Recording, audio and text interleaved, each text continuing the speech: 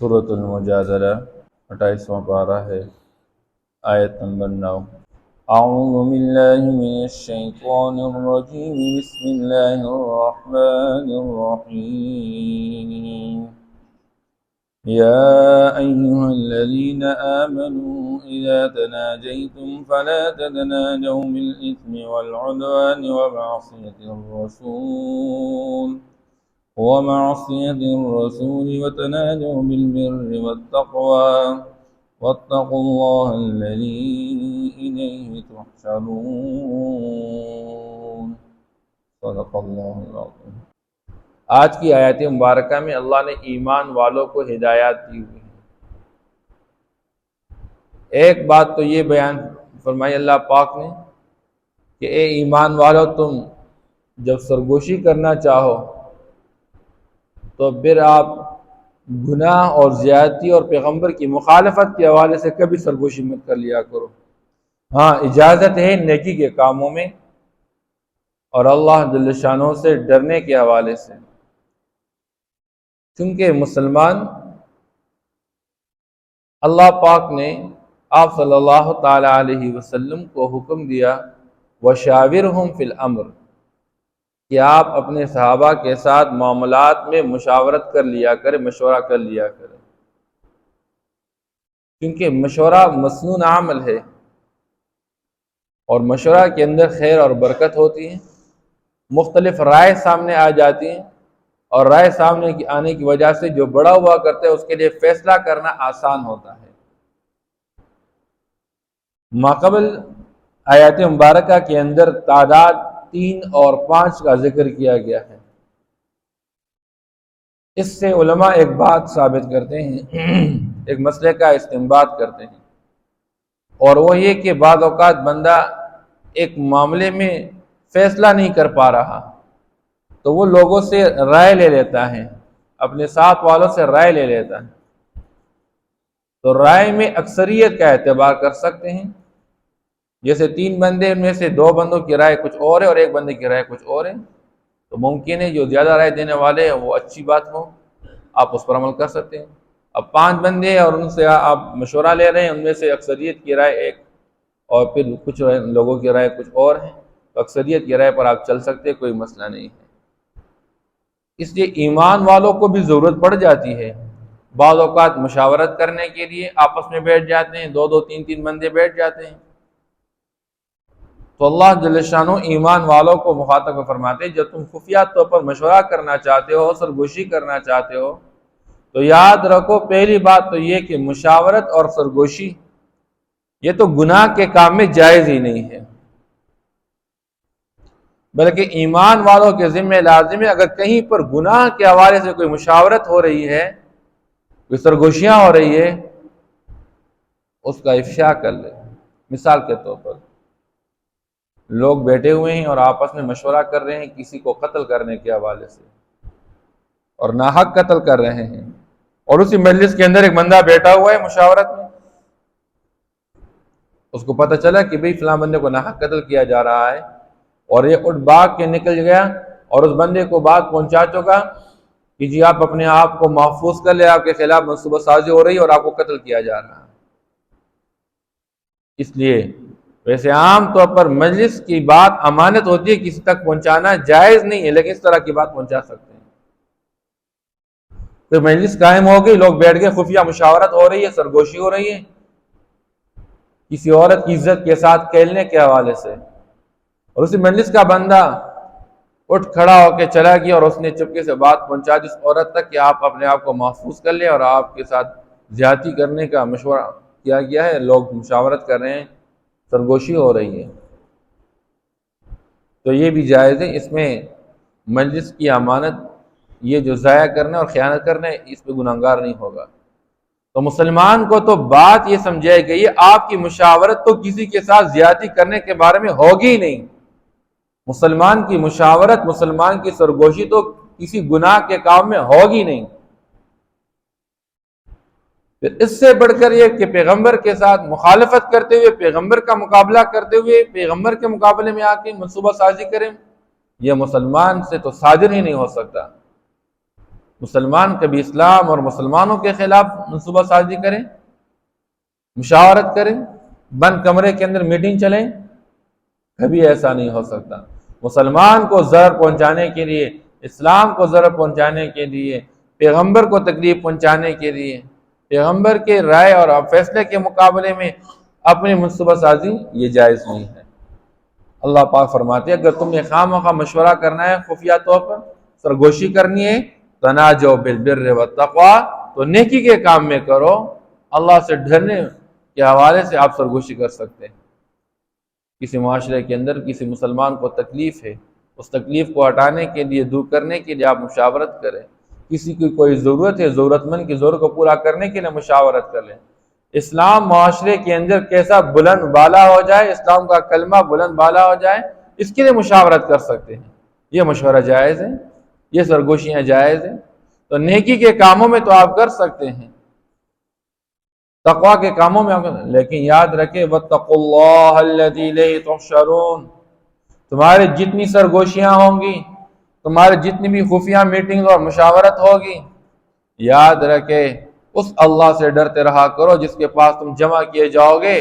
تمہارا بس نہیں چلے گا، تمہاری ساری خفیہ سرگرمیاں اور مشاورت اور میٹنگ وہ سب کچھ اللہ ریکارڈ کر رہے ہیں، کل قیامت میں تمہیں اس کا بدلہ دیا جائے گا۔ پھر سوچو کہ ہماری مشاورت آیا مسلمان کے خلاف ہے یا مسلمان کے حق میں ہے، اسلام کے خلاف ہے یا اسلام کے حق میں ہے، کسی کے ساتھ زیادتی کرنے کے حوالے سے، کسی کے پلاٹ پر ناجائز قبضہ کرنے کے حوالے سے، کسی کے مال کو ناجائز قبضہ کرنے کے حوالے سے، کسی کو جان سے مارنے کے حوالے سے، ناجائز اور ناحق طور پر تمہاری مشاورت کون سی چل رہی ہے؟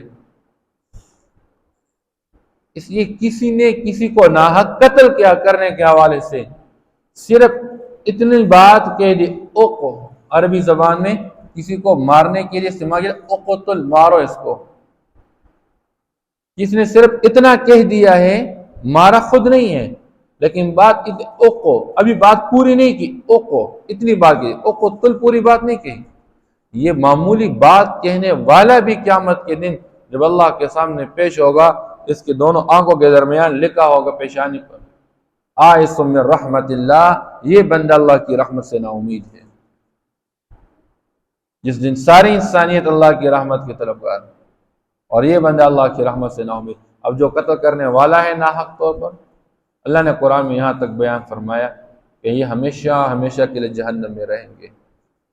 آج دنیا کی بنیاد پر، حکومتوں کی بنیاد پر اور جائیدادوں کی بنیاد پر اور پیسوں کی بنیاد پر، دنیا کے معمولی مال و دولت کے واسطے لوگوں کو سامنے سے ہٹایا جا رہا ہے، اور یہ جس کو راستے سے ہٹاؤ بھئی یہ ہمارے لیے رکاوٹ بن رہا ہے، اور خفیہ میٹنگ ہو رہی ہے۔ اسی اللہ جل شانہ نے صاف طور پر واضح فرمایا واتقوا اللہ الذی الیہ تحشرون، کل قیامت کا دن تم جمع کیے جاؤ گے اور تم اللہ کے سامنے جواب دہ ہوگے، تم سے مطالبہ کیا جائے گا، تمہیں پھر بدلہ چکایا جائے گا۔ انما النجوى من الشیطان، یاد رکھیں جو میٹنگ، جو مشاورت، جو آپس کی سرگوشی وہ گناہ کے کام کے بارے میں ہو، وہ زیادتی کے حوالے سے ہو، وہ پیغمبر کی مخالفت میں ہو، اللہ فرماتے ہیں یہ سرگوشیاں شیطان کی طرف سے ہوتی، من الشیطان۔ ایک طرف مسجد آباد کرنے والے مشاورت کرتے رہتے ہیں، دوسری طرف مسجد برباد کرنے والے مشاورت کرتے رہتے ہیں۔ ایک بندہ مسجد کو ترقی دینا چاہتا ہے، دوسرا بندہ مسجد کو تنزل کی طرف لے جانا چاہتا ہے۔ ایک بندہ مسلمانوں کی ترقی کا سوچتا رہتا ہے، دوسری طرف بندہ مسلمانوں کو زوال میں اتارنا چاہتا ہے۔ اب مشاورت تو دونوں طرح کی ہوتی ہے، لیکن جس مشاورت کے اندر ظلم و زیادتی ہو، پیغمبر کی مخالفت ہو، گناہ پر مبنی ہو، اللہ فرماتے ہیں یہ شیطان کی طرف سے ہیں، اور شیطان یہ اس طرح کی باتیں ذہنوں میں ڈالتا ہے، وسوسے ڈالتا رہتا ہے۔ کتنی میٹنگ ہوتی رہی آپ صلی اللہ علیہ وسلم کے مقابلے میں، اللہ اکبر۔ حضرت حسین رضی اللہ تعالیٰ عنہ کو اپنے ساتھیوں سمیت کربلا کے میدان میں تو پیاسا رکھا کیا، بھوکا رکھا کیا، مشاورت کی گئی، لیکن اس سے پہلے اس کے نانا کے ساتھ کس درجے زیادتی کی گئی ہے۔ شعب ابی طالب کے اندر 3 سال تک محصور رکھا، کوئی کھانا نہیں بھیجو گے، بھوکا پیاسا رکھا۔ حضرت خدیجہ رضی اللہ تعالیٰ عنہ جیسی عورت، ناز و نعمت کی زندگی گزارنے والی، جس کا کاروبار چلتا رہا، جس کے پیسے چلتے رہے، پتے کھانے پر مجبور ہو گئے، پتے کھاتے رہے۔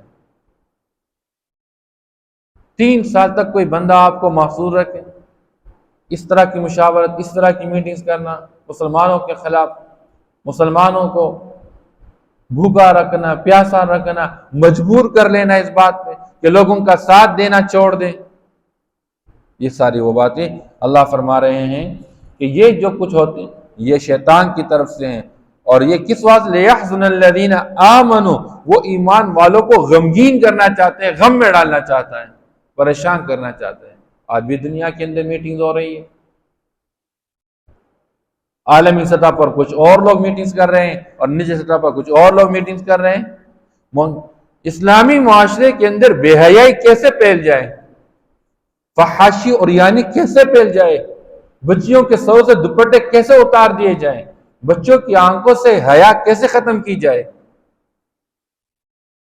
آج پوری دنیا کے اندر چل رہا ہے۔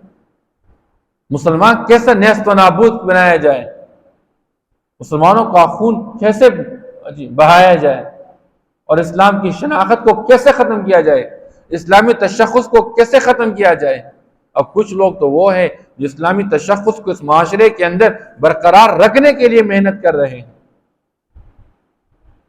ایک طرف ایک بندہ محنت کر رہا ہے کہ حج کے پالیسی کو کامیاب بنا دیا جائے، اور مسلمان جس پر حج فرض کیا ہے تو وہ فرض حج ادا کرے، اور دوسری طرف لوگوں کے ذہن کے اندر ایک غلط پالیسی ڈال دی جا رہی ہے، اور جی کیا ضرورت ہے اتنے سفر کرنے کی اور اتنے پیسے لگانے کی، غریبوں کے ساتھ تعاون کر لو، اب فرض کو چھوڑ دیا جا رہا ہے، اور جی قربانی کی کیا ضرورت ہے، یہ تو ناجائز، ہاں جی کوئی بچوں جانوروں کا خون بہایا جا رہا ہے، اور انسانوں کے اندر ایک خون بہانے کا غلط جذبہ پیدا کیا جا رہا ہے، اور اس سے معاشرے کے اندر جانور ختم ہو جائیں گے، کم پڑ جائیں گے، یہ تم کیا کر رہے ہو؟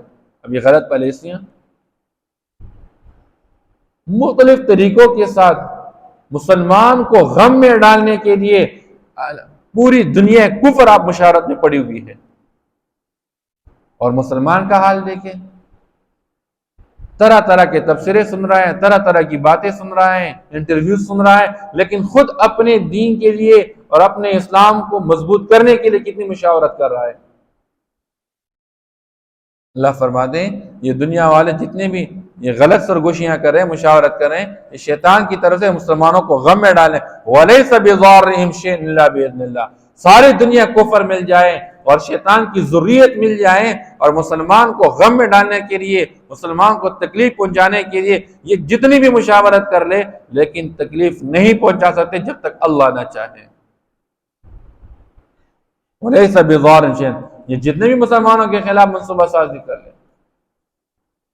وَعَلَى اللَّهِ فَلْيَتَوَكَّلِ الْمُؤْمِنُونَ، اس لیے مسلمان دنیا والوں کے نقشوں پہ کوئی نظر نہ رکھے، مسلمان کی نظر کس پر ہوگی؟ اللہ پر ہوگی۔ اللہ چاہیں گے تو سب کچھ چلے گا، اللہ نہیں چاہیں گے تو جو بھی جتنا منصوبے چلانا چاہے وہ سارے ناکام اور نامراد رہیں گے۔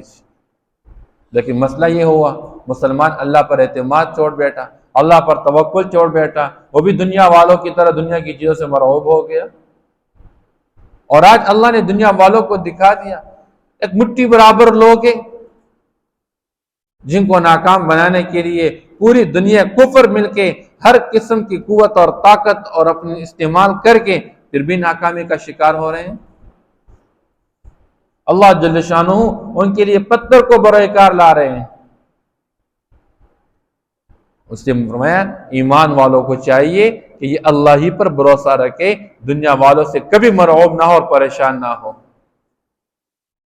پھر آپ صلی اللہ تعالیٰ علیہ وسلم کی مجلس کے آداب بیان کیے جا رہے ہیں، کیونکہ ہمارے بھی معاشرے کے اندر ہم دیکھتے رہتے ہیں ایک اللہ والا نیک اور صالح انسان کہیں پر حاضر ہو جائے، سارے لوگ کہتے ہیں جی ہم اس کی مجلس میں حاضر ہیں، اور ہر ایک قریب جانے کی کوشش کر رہا ہے۔